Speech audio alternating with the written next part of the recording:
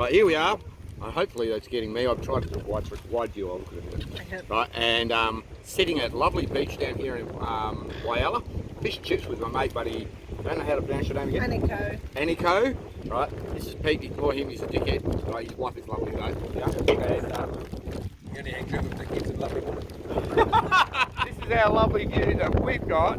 Right, secret squirrel out here. Have a fucking look at that. Is that not fucking magnificent?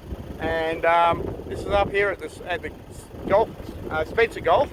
And Spencer Golf up near the Whyalla district region. Well, after catching up with my mate Pete from Headland and his lovely wife Aniko, I move on to Port Broughton for a swim and a feed before running into the Croc Ladies. Hey viewers, here I am in, buddy. How do I say the name of this town? Port Broughton. Port Broughton. One ranger, one wildlife person, another person over there. So, great videos as per usual. Standard of the camera work. And what I'm going to do, I'm going to pass the camera to the gentleman behind me, this guy here. He's going to hold me and I'm going to hold the croc, or part of the croc. And first time I've actually touched one, although I've seen plenty of big ones up north when I'm up there. Yeah, guys, look at this. This is the little croc.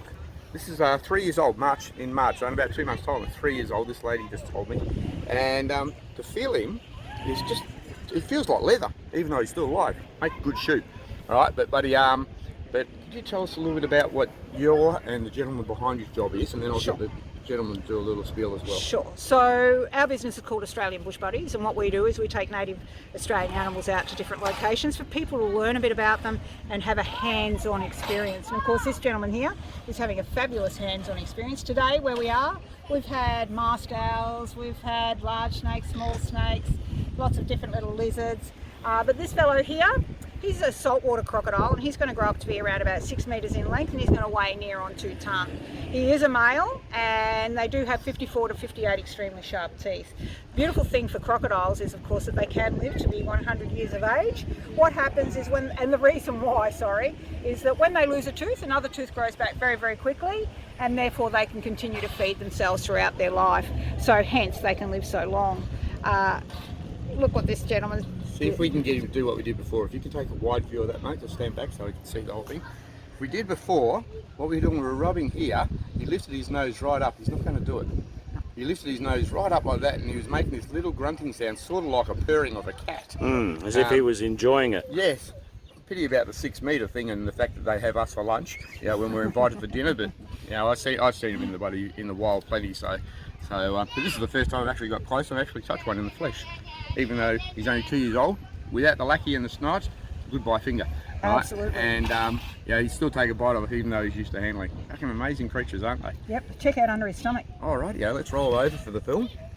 Right, and what about under the tummy? So the tummy here, they use that leather a lot for different handbags and things like that because they can actually dye the colour.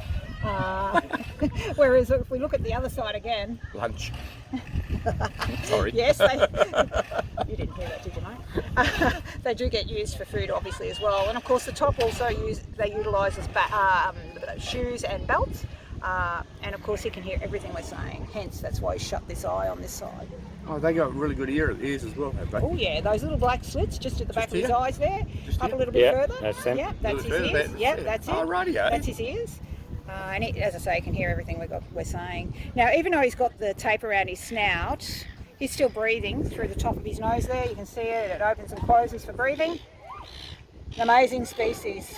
We love them to death, but goodness me, they would love us to death, that's for sure, and literally to death. And his total length is probably about 2 feet from tail to nose. I won't go put the nose is, but the mouth there, that's still 4 inches or 10 centimetres in the new metric terminology.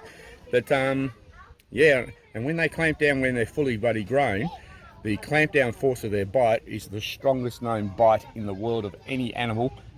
Dwarfs that of a male lion in Africa or anything else. It's just absolutely amazing. And unlike the alligator in Florida and southern New South Wales, where they're walking around and ignore us, and when you're playing golf on there, these will grow a lot bigger and they'll kill you sort of as soon as look at you. They just look at us and think dinner time. Except we're the dinner. Bad thing. Not good. All right, sensational. So don't forget, folks, if ever you're in Port Broughton in South Australia, look us up. Australian Bush Buddies. We'd love to show you some of our Australian native wildlife too. And this guy's a great dude. If ever you get to meet him, Make sure you tap him on the shoulder and go, hey mate, I saw you on a video once. Yeah, flies outback adventures. Yeah, absolutely. And 3,000 kilometres from bloody croc country. Here I am with the bloody baby croc. You'd never go figure. Work that one out. Thanks, guys. I'll catch up with you later. Happy days, thank you. How's this for a nice little beach down in the town of Wallaroo on the Yorke Peninsula of South Australia?